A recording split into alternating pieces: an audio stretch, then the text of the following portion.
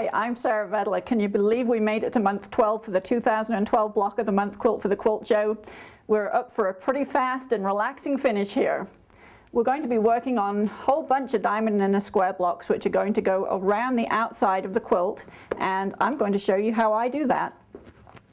Here's the diamond and a square block that we're going to create, and it has a paper foundation. It is the only block on the quilt that has a paper foundation that doesn't cover the entirety of the back of the block.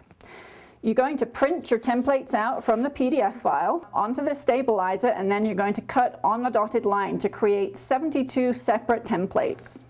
To make each block, you're going to have your paper template, and you're going to have a square of fabric that goes into the center of the diamond in a square. You're also going to have 2 squares, and those are going to make up the 4 triangles that go around the outside edge. So I'm going to use this first square, and I'm going to add it to make the first triangle. Let's take a look at the back of the paper foundation, and you can see I've got this grid marked on the center. Now if I'm going to add the triangle so that it sits on this side of the square, I'm going to take my square and I'm going to push it in. You can see we've met the first right angle here. I'm going to keep going until we hit the second right angle, and that's the line that I'm going to be stitching on. Only thing is, I'm going to have this square sitting on the back of the block so I have right sides together. And I can go to the window, hold this up to the light to make sure that I've got that placed exactly where I want it. So now I've stitched, starting at the top, ending at the bottom, a couple of little back stitches at either end to hold this in place. And I can fold that back, fold the paper back, and trim right there.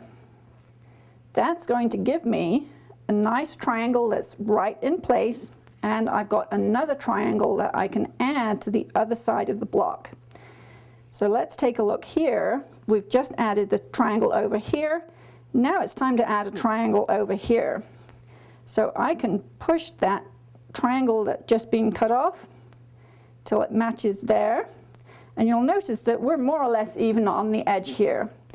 So when I pop that behind so I've got right sides together, hold it up to the light and stitch from here to here, back stitching at either end. So now we've got the second triangle on, we can press that open. Now we're going to repeat that on the top and the bottom, doing the exact same thing with the second square. Every now and then, if you're like me, you're going to make a mistake and find that you've got the wrong side of the fabric facing out. Take a look at this corner here. That really should be right side up, but it's not. Do I want to rip that out? No. My advice, it's much more fun to start again with a fresh set of 3 squares. There it is the right way. Can be done.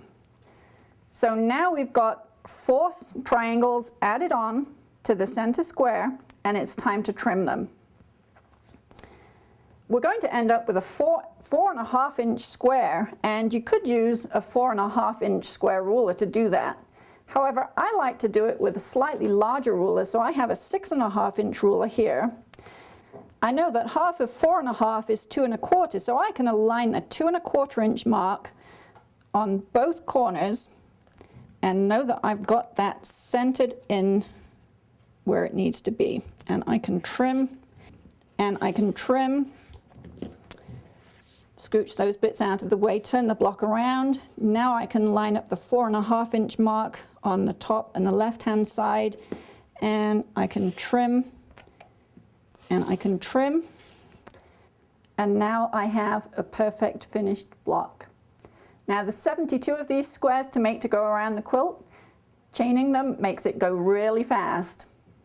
I don't know about you, but I am so excited that we've got to the end of month 12 here. I have had so much fun designing this quilt and putting it together for you guys. I'm so excited to see what you're all coming up with, your own color schemes. That is my favorite part of the process as a designer, to see what people are making with my quilt. I hope you've had as much fun as I've had this year. We're all friends here on the Quilt Show, so remember, it's a new day every day.